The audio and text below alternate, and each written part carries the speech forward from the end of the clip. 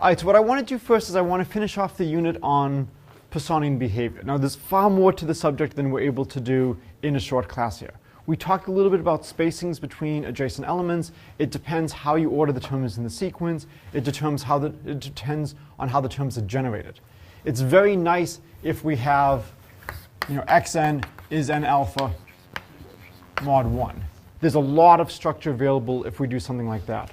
Or more generally, maybe n to the k alpha mod 1. We can do a lot in those cases. There's geometric series that lurk underneath if we have k equals 1.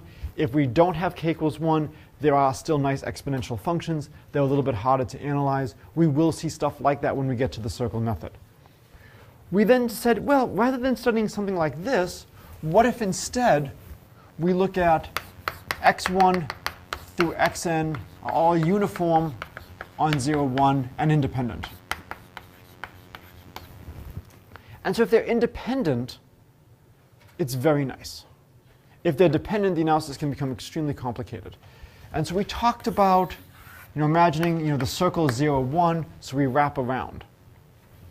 And so maybe here's x1, here's x2, x4, x3, x7, x5, x6 maybe. And we can talk about spacings between the events. And we want to know what is the probability we see a spacing at a certain amount. And one of the things we're going to be looking at is the natural scale to study things. This is one of the most important concepts from this unit. This is one of the reasons why I wanted to do this unit. And so we want to study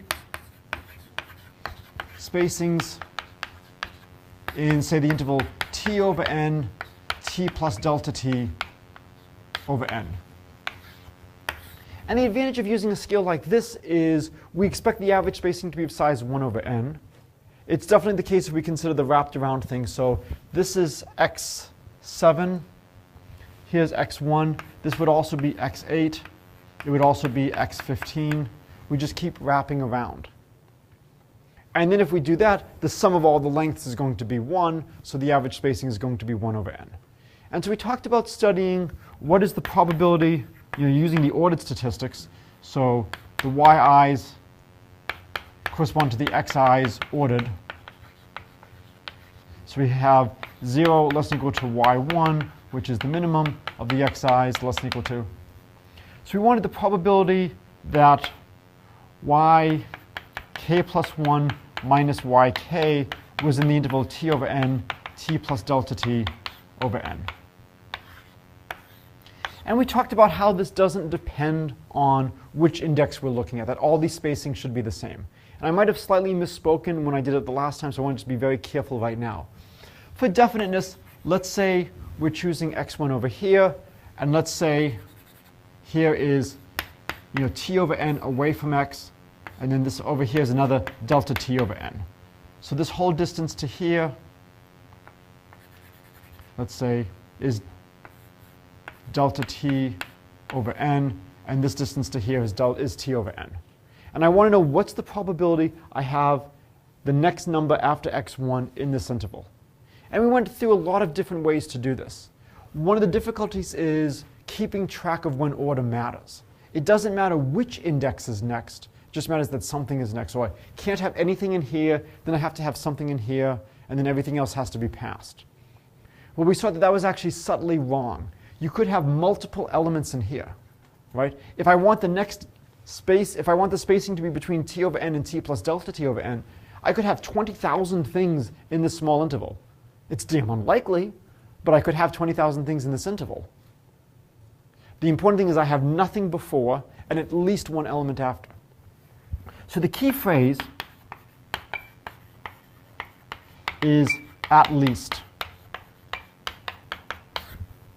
And when you're trying to do problems like this, it's always a question of what's the best way to do the math.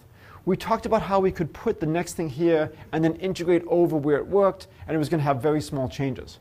Well, rather than doing that, let's try to do the calculation by at least. So let's consider the following.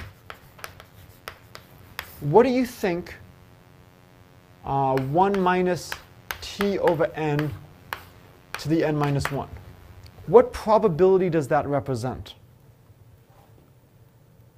Probability that none of them will be, or that none of the n minus minus 1 xn other than the first one will be in that interval. Excellent. So it's the probability, why not study x1, make our lives easy, use the index 1. The probability that something is within t over n of it is just t over n because we're choosing things uniformly. The probability that we choose something t over n away from it is 1 minus t over n. And again, we're allowed to wrap around. Last time I might have stopped at 1. If so, I apologize. You can unfortunately check and see if I made the mistake. You're allowed to wrap all the way back to here. We could choose a number in the beginning from 0 to x1, and we could choose a number from x1 plus t over n all the way to 1. So this is the probability that of my remaining n minus 1 objects, nothing is closer to x1 than t over n. So probability remaining n minus 1 at least t over n from x1. All right, what's the next probability I would want to look at? Complement of that. Not, With respect to omega equals just 0. well, not quite the complement of that. I want to look at a probability very similar to this, but I don't want to use t. What do I want to replace t with? Some a or some variable. What? I don't want to replace t with delta t. You're close. T plus delta t, right? So I want to look at 1 minus t plus delta t over n to the n minus 1. So this is the probability the remaining n minus 1 are at least t plus delta t over n from x1. So this is one of the most powerful concepts in probability. You want to know the probability that something happens at least once. You can often subtract and look at it like this. These are very easy things to calculate. If you are feeling particularly bad about yourself and you want to punish yourself, you feel like you need to be punished, I strongly advise you to write down the calculation for exactly 1, exactly 2, exactly 3, all the way up to exactly n minus 1 spacings in this interval. It's quite unpleasant. So if you ever really feel like you want to punish yourself, this is a much better way to do it. Doesn't leave any marks. Okay? It will also not get you any marks. This is not a good thing to do. It is approachable. It is a calculation you can do. But it is not a calculation that would be pleasant. There might be a way to see what's going to go on as n goes to infinity. Well, most of the terms aren't even going to matter, so it shouldn't be so bad. But if I look at the difference of this, this is everything remaining is at least t over n. Everything remaining is at least t plus delta t over n away. So if I look at the difference, could I have anything closer than t over n? If I look at the difference of the probabilities, could I get something closer than t over n? So I start off with the probability that everything is at least t over n away, and I subtract the probability that everything is at least t plus delta t over n away. Could something, no, nothing can be closer than t over n. So I'm winnowing down this probability. Why is this not the answer we want? The reason this isn't the answer we want is everything is at least t over n away. Maybe there's a huge party over here, all the way down over here. This could be one of the Ramsey theory talks. We've heard several of them this semester in colloquia. Maybe there's a huge party going on over here. Everybody is there. Nobody is anywhere close to t over n and t plus delta t over n. That's why this can't be the correct answer by itself. But when I subtract this, there has to be at least one event within the interval t over n and t plus delta t over n. So the answer we want is 1 minus t over n to the n minus 1 minus 1 minus t plus delta t over n to the n minus 1. And now we will have at least one element within the interval we want. So this is the probability at least one element between t over n and t plus delta t over n. So now all we have to do is figure out what is the limit. So as n tends to infinity, we talked last time how to analyze this. How do you analyze something like this? Like E. It's like E, but how do we get there? What do we do? I feel like ringing a bell. Take the log. Take the log. Whatever you see a product, okay, take a logarithm. The exception is if you are going to tutor in a middle school and you're teaching somebody multiplication, okay? That's not a good time to take logarithms. Almost any other time, especially in the analytic number theory, when you see products, think logarithms. I really want to drive home this point. That's how we make this argument rigorous. Okay? Does the -1 really matter? No. The -1 is going to multiply this by t over n. And n is going to be so much larger than t. T is fixed. That's going to be insignificant. This is going to converge to e to the minus t. This will converge to e to the minus t plus delta t. So we get e to the negative t, 1 minus e to the negative delta t.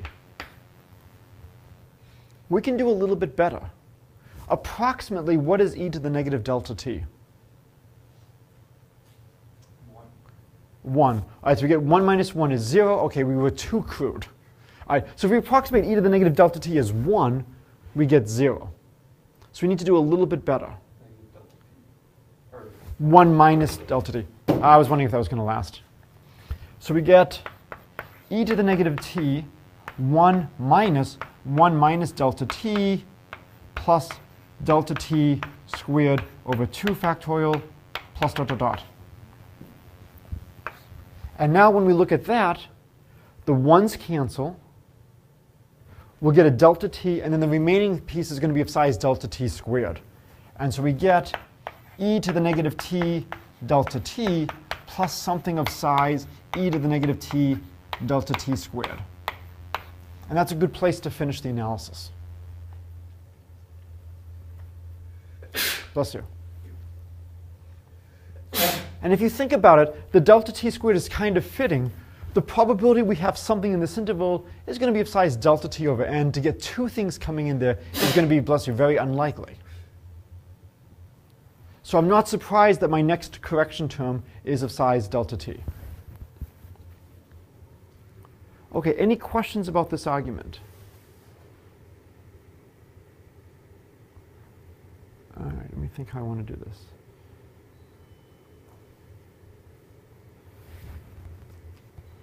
OK, so we're all good on this. Excellent. So let me see if I can think of something.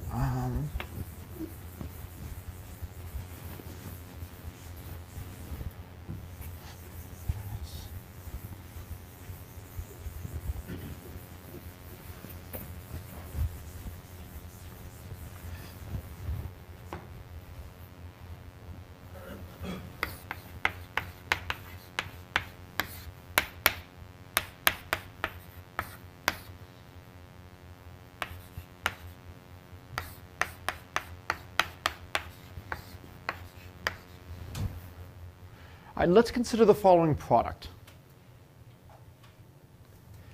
What does the first piece look like?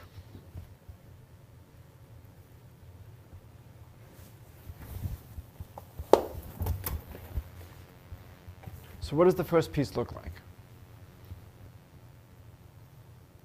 Or if you modified the exponent, what would it look like? 1 minus?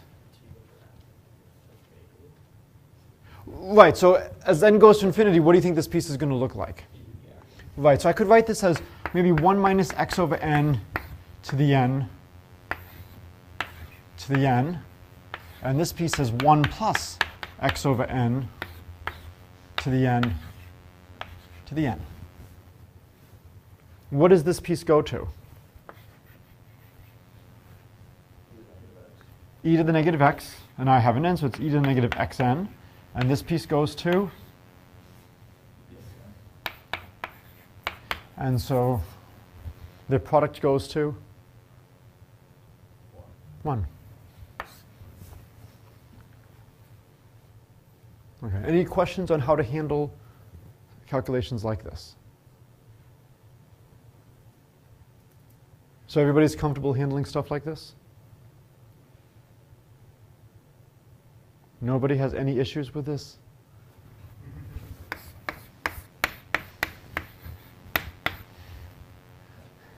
Everybody's comfortable. Nobody has any, oh, whoops, did I write that up? Nobody has any issues with this. What should we have done?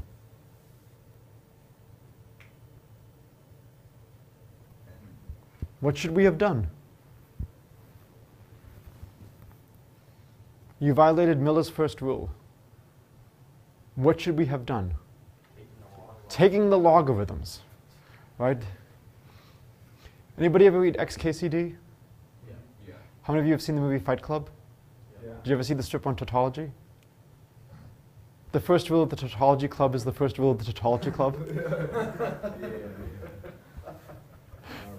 So unlike the Fight Club, we are quite comfortable and happy to talk to people about stuff like this. Does this seem reasonable, this argument? They should, but maybe you should be able to split up the 1 minus x over n and the n squared. Well, n squared is just n times n. This piece is going to e to the minus x. I'm raising it to the nth power. That's fine. I mean, one piece diverges from most x. What do you mean it diverges from most x? I yell at my kids. I can yell at you. The right side is, No, this is converging to e to the x. X is fixed. yeah. But I mean, as n gets bigger and bigger. As n gets bigger and bigger, this converges to e to the x. Oh, but this piece is going off to plus infinity? Yeah. But this piece is going down to 0, so...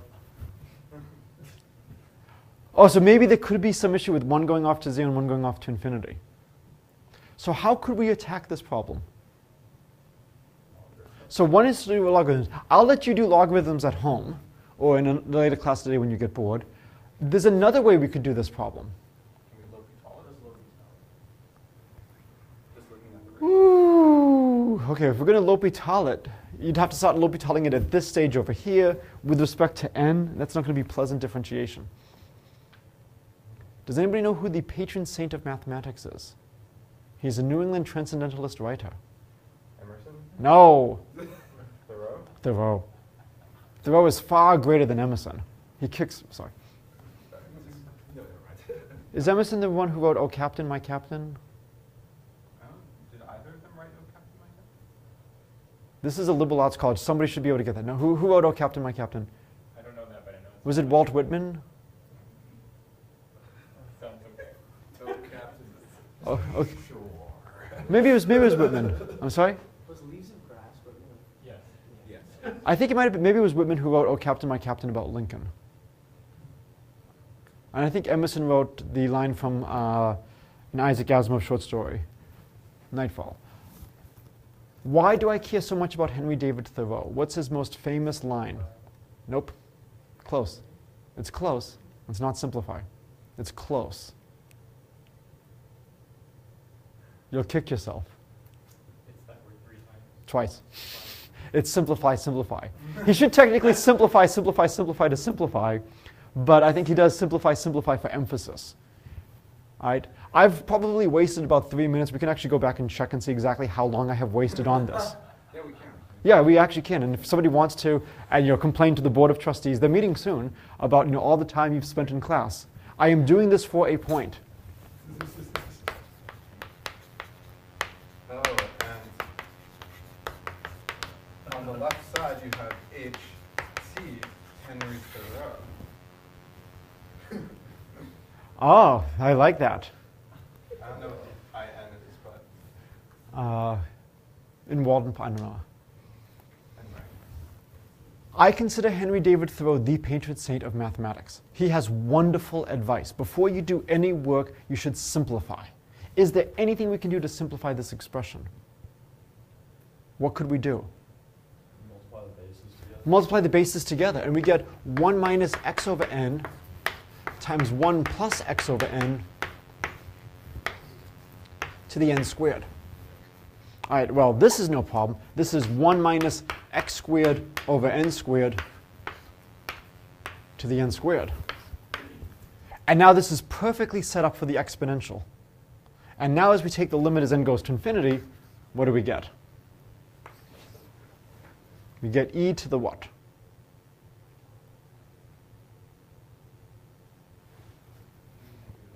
Negative x squared. As n goes to infinity, that's the same as n squared goes to infinity. I have the same thing above and below. We get a very different answer. Now, the answers differ only by a constant at least.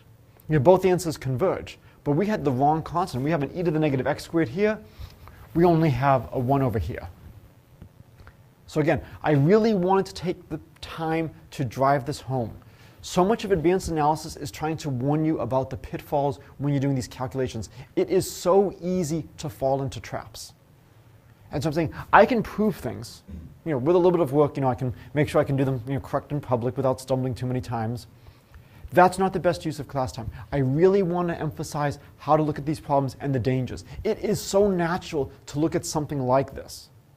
The problem is, why does this not work? When I'm looking at what's going on over here, this is converging to e to the negative x. And then when I raise it to the nth power, it's converging to e to the negative xn. Wait a minute, this is converging to e to the x. So this is converging to e to the xn.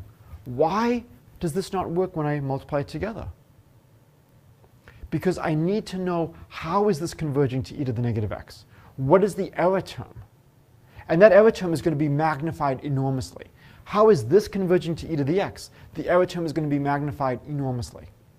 So I strongly urge you to go through and redo this problem using logarithms. If you do logarithms, you'll start Taylor expanding these. You'll see things canceling because they have opposite signs here, and it's going to come out beautifully. It'll give you e to the negative x squared, and you'll even get lower order correction terms in terms of n and see the direction in which things are going.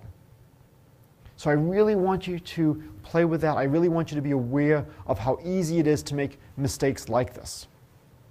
For a lot of problems, if you only need something that's bounded, you can actually make a mistake like this and be okay.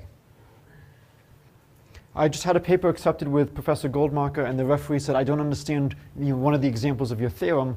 2 of the terms don't seem to satisfy your definitions. And the referee was unfortunately correct. 2 of the terms did not satisfy the conditions. Fortunately, we had made a mistake in the example, not the theorem. And we had just written down the wrong 6 terms. We got 4 of the terms correct, but we missed 2 of the terms. And it's very easy to make small mistakes. You want to have as many checks as possible. We had checks. It matched the theory. Unfortunately, it matched the theory for a different reason. Sometimes you have catastrophic alignment, and you could have a mistake and not notice it. But I want you to be at least aware of the troublesome spots. And so here, whenever you have products, it's got to be instinctive. Take logarithms, Taylor expand. That is the rigorous way to work with it. This naive waving your hand physics department, I'll give you a note. They'll take you in. Okay? When you wave your hand like that, you will make mistakes. Okay, so this finishes up chapter 12. There's a lot more in chapter 12 that we're not doing. By all means, feel free to keep looking. So now let's move to chapter 2. Sorry if you were asleep. Arithmetic functions. So I'm going to assume by now you've read most of chapter 2, so I'm not going to spend too much time going through the details. There are a lot of very important functions that are introduced here. We meet the divisor function. So it's denoted either tau of n or d of n. And it's the number of divisors of n. So whenever you see a function, you should be thinking about different questions you can ask. What are good questions we could ask about the divisor function? So I have a board of questions. You're research mathematicians. We are in the ridiculous situation where everybody in the math community has forgotten everything that is known about the divisor function. It's fertile ground. What should we ask? Is it linear? Is it linear? Or more generally, a closed form. Can you come up with a closed form expression? If so, is it useful? You can have a closed form expression that's not useful. I believe there is a formula involving, I think, 26 variables to generate the primes. It's just not useful. I'm not positive on that. All right, so that's one question we can ask. Is it linear? Is there a closed form? What else could we ask? Multiplicative. Is it multiplicative? This means tau of nm equals tau of n, tau of m, if n and m are relatively prime. We say it's completely multiplicative if it works for all n and m. And again, why would you like to look at a multiplicative function?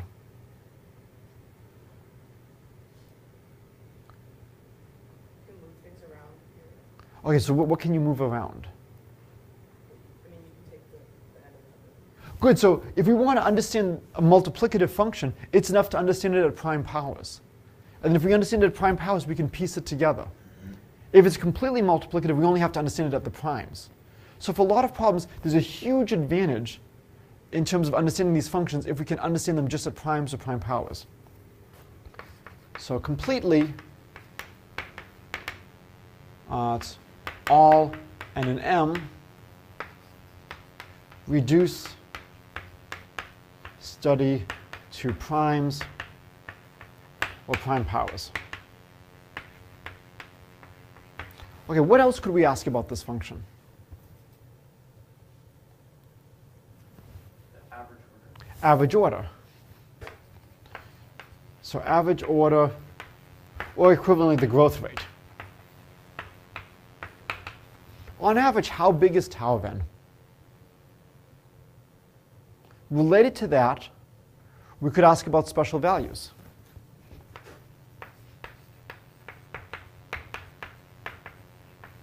Maybe look at tau inverse of a fixed number. Or maybe look at tau inverse of squares.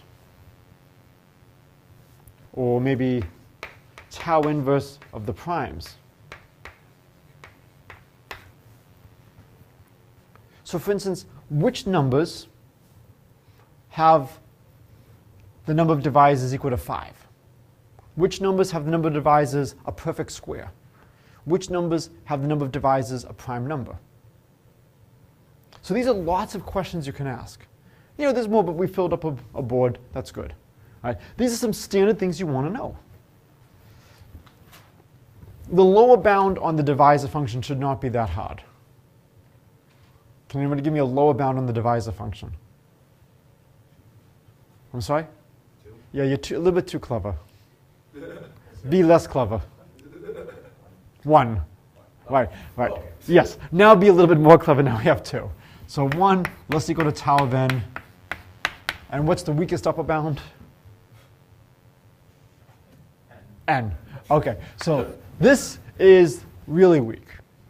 It's still too strong for me to do when I visit Kayla's kindergarten class, but it is, too weak for us. So as has been suggested, we have this wonderful improvement. 2 is less than equal to tau of n. Can you improve the upper bound from n?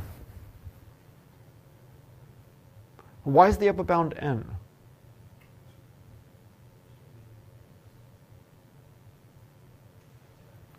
Make it n-1. Well, we're trying to count how many divisors a number n has.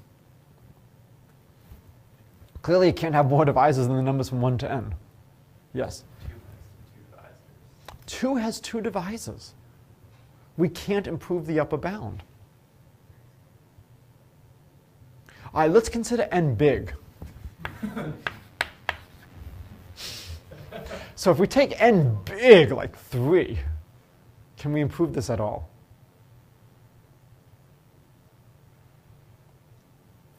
Yes? Like n over 2 plus 1. So maybe could we get something like n over 2 plus 1? All right, why n over 2 plus 1? Because nothing bigger than half the number is going to divide it.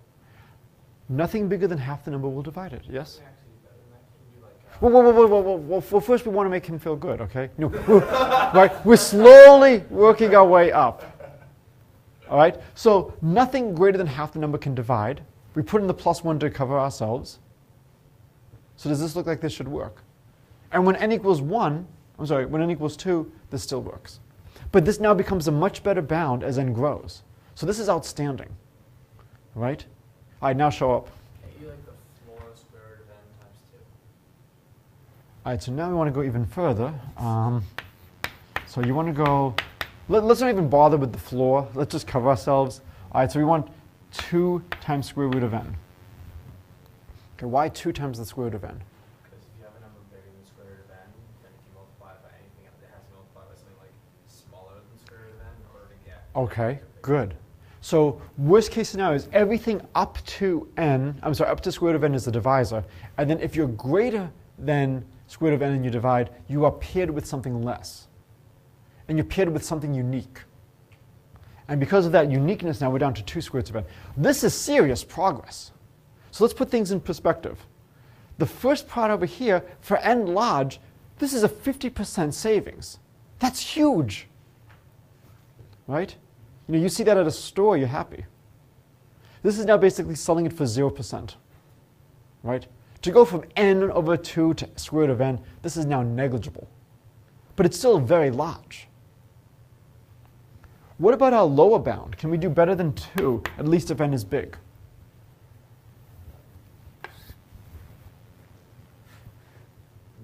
No, why not? There are primes. And in fact, tau inverse of 2 is the primes. So we're not going to be able to do better than 2, even if we take n to be big, because there's infinitely many primes. All right, so we should probably prove that there are infinitely many primes. Okay? So it becomes an interesting question. How much further can you reduce the size of tau of n? You can do much better than square root of n. This is outstanding. This is a huge improvement. This is outstanding. This is a huge improvement. Okay, the 2 huge improvements are not equal. You're going down a constant, going down a power, there's a difference. But these are both things you want to be able to do. And before doing any detailed analysis, we've already made enormous strides. Okay, so what I want to do now is I want to prove the infinitude of primes. So I'm going to use one of the oldest proofs in mathematics. Which proof is that? Euclid's, right? Copyright has long since expired. Euclid. There exist infinitely many primes. Who has not seen this proof before? Euclid's proof that there are infinitely many primes. We've all seen this. All right, so I can do this pretty fast. So pi of x will be the cardinality of the set number of primes p. P is a prime, p less than or equal to x. Assume only finitely many primes. Well, in that case, we can list them. P1, P2, Pn. Let's consider the product P1, P2, Pn plus 1. Okay. There are 2 cases. We'll call this x. So case 1, x is prime. All right, not too hard to find a contradiction to there are only finitely many primes if x is prime, because we assumed our list was complete. We just found a new prime. So case 2, x is composite. What is the smallest prime number? 2. What's the definition of being prime? Multiplied by 1 in itself. Only divisors are 1 in itself, sorry. So wait a minute. You're being inconsistent. You said a number is prime if it's only divisible by 1 in itself, and the smallest prime is 2. 1 is only divisible by 1 in itself. Yes. I've always actually asked that question. This is the day it's answered. You will finally hear why we do not consider 1 a prime. Thank God. By definition. Okay, thank you. We define a number to be prime if it is at least 2 and it's only divisors of 1 in itself. And the reason we do not want 1 to be a prime is we want unique factorization to hold. We want every number to be written uniquely as a product of prime powers. If 1 is a prime, you could multiply by 1 to the 1701, by 1 to the 2413, and that would not change your number. That would not change your decomposition. So in order to have all positive integers being uniquely expressible as a product of primes and prime powers, we have to declare 1 is not a prime. Okay, so practicality, utilitarian purposes. Yes, it makes things more convenient. You could define 1 to be a prime. You can have anything you want as a definition. It's which definitions are useful. And they would just be a nightmare. Then you have to have everything I'm saying. For all primes greater than 1, we have. And if you go into algebraic number theory, you actually have primes at infinity. Okay. We don't consider 1, though, a composite. So 1 is neither a prime nor a composite. 1 is it's a unit. So we consider 1 a unit. Okay? So case 2, x is composite. Well, if x is composite, can it be divisible by p1? No, it leaves a remainder of 1. Can it be divisible by p2? No, it leaves a remainder 1. So all pi give a remainder of 1. Thus, x is divisible by a prime not on our list. You have to technically wonder if this argument is correct. If we have no primes here, we'll say the product is equal to 0, and now we have the number 1. But wait a minute, the only thing that divides 1 is? So it is possible, and this is not stressed at all in standard arguments of Euclid's, that there are no primes. So you say there's at least We need to know that there is at least one prime for this argument to follow and proceed. Can anyone give me a prime? Oh, so standard. 7. What prime would make Gauss happy? Prime that helped make him a mathematician. 17. For what can you construct with straightedge and compass? So primes of the form 2 to the 2 to the n plus 1. These are very special primes. But the important thing is there exists at least one prime. And p1 equals 2.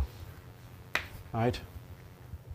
So at least there's been some value added. It is very easy to have arguments with mistakes. And the result is correct.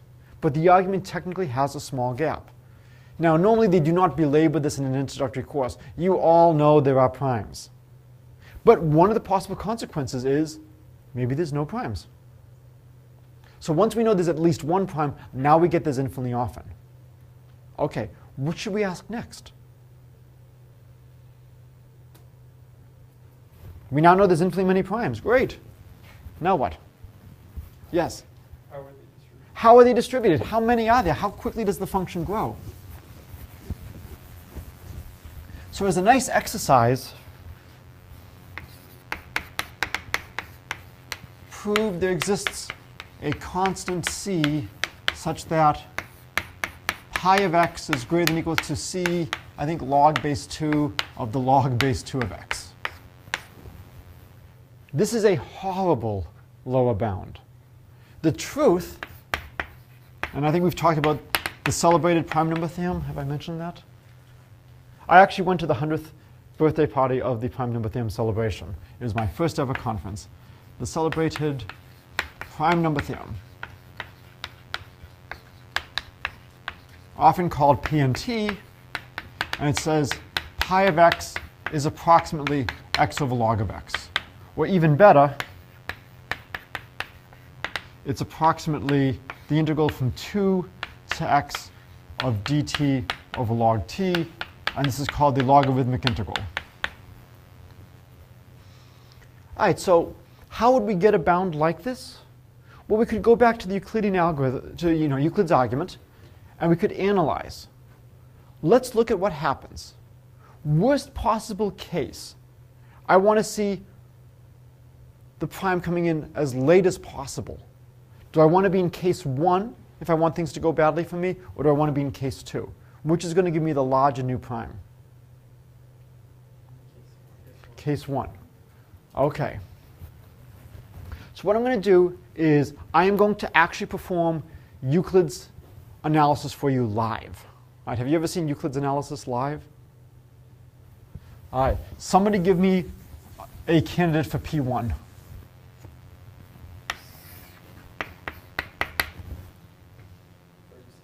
No. Thank you. All right, let's apply. So the next thing we get is we get 2 plus 1 equals 3. Is 3 prime? Yes, that's our P2. So P2 is 3. Now we look at 2 times 3 plus 1, which is? How many of you have ever done this before? No one's ever done this. What are you noticing about which case we end up in?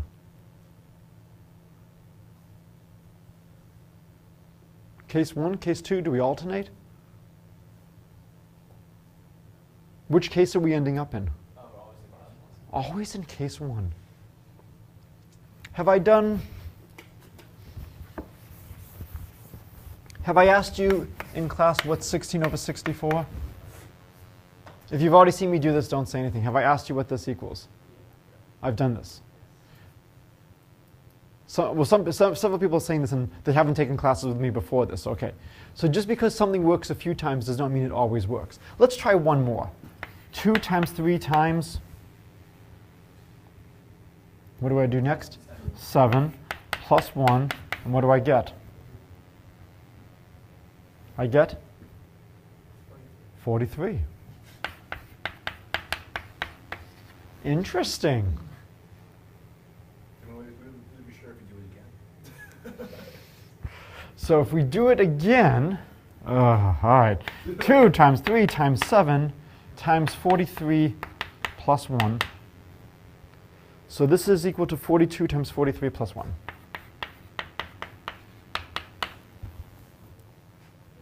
And this is actually a multiple of 13, I believe. So check, if we look at 42 mod 13, 39, so this would be 4 mod 13. This would be, this would be 3 mod 13. 43 would be 4 mod 13. So this would be congruent to 0 mod 13. So this is a multiple of 13. It's not a multiple of 2, 3, 7. It's not a multiple of 5. I have to check and see, is it a multiple of 11? Well, if I looked at this mod 11, 33, so this would become 9. And this would become 10, which is 90, which is 2 more, which is 3. So it's not a multiple of 11. So 13 is the smallest prime that divides this. So this leads to what's called the Euclid-Mullen sequence.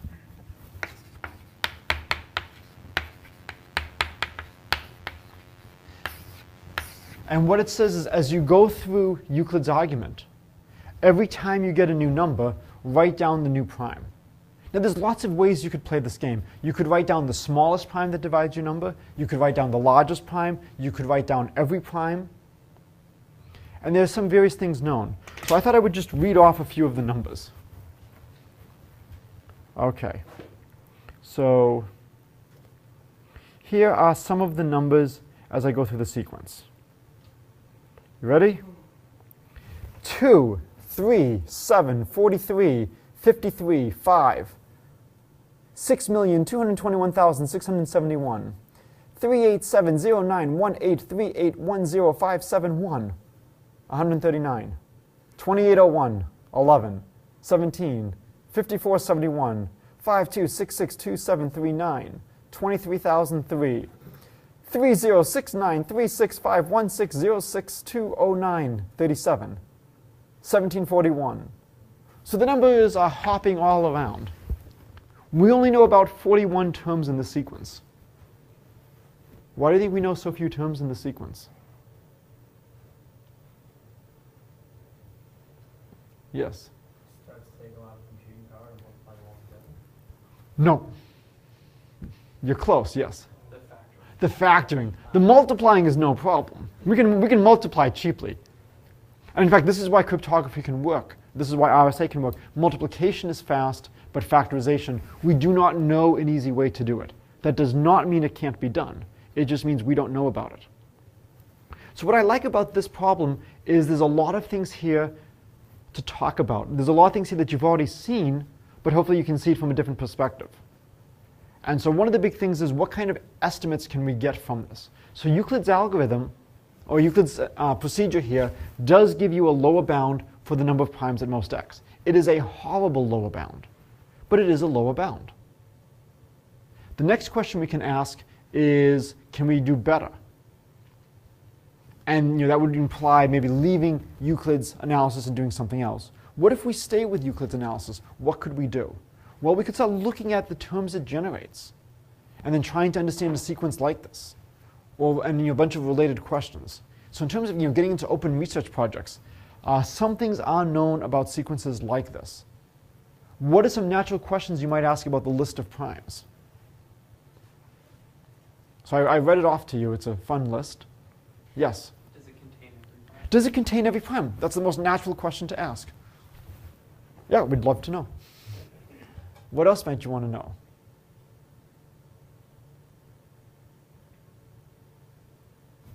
How far out do you have to go before you see all the primes between like 0 and 9? Excellent. So if I want to see all the primes up to a certain point, how far must I go before I hit them? This is how you get research. You start trying to think, what are reasonable questions to ask that people might be interested in?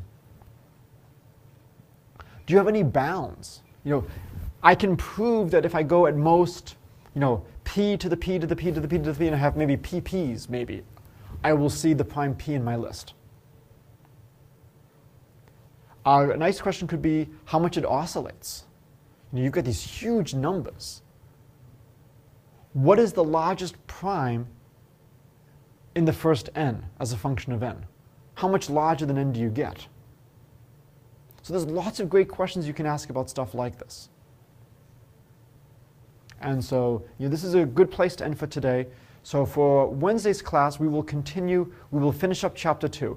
I don't want to go over all the stuff on the elementary functions. I trust you can read about this. I trust you can read about partial summation. What I will do on Wednesdays, I will go through very carefully one of the proofs of partial summation and how you handle these estimates in Chebyshev's proof. And I will go through one of the integrals, because I really want to break down for you how you do these estimates. How do you break up these sums and these integrals into manageable pieces to get the balance? Okay.